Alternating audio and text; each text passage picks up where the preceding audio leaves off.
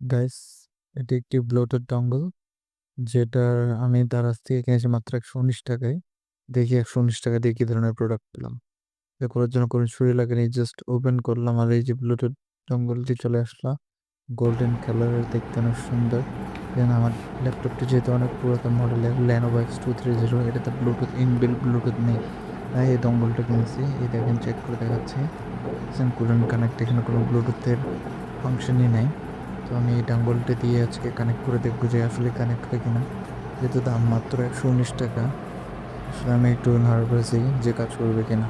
এই যে কানেক্ট করলাম, কানেক্ট করার সাথে সাথে দেখতে পাবেন যে এই যে চলে আসছে ব্লুটুথ অন।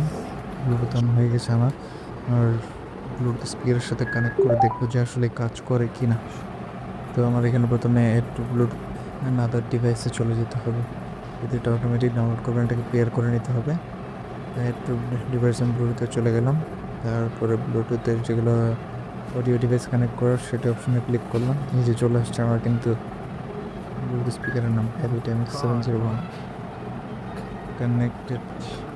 তো আমি এখানে একটু মিউজিক প্লে করে দেখবো যে হচ্ছে কিনা। শুনতে পাচ্ছি মিউজিক প্লে হচ্ছে, খুব ক্লিয়ার। এরপর একটা অপশনস আসলে থামস আপ।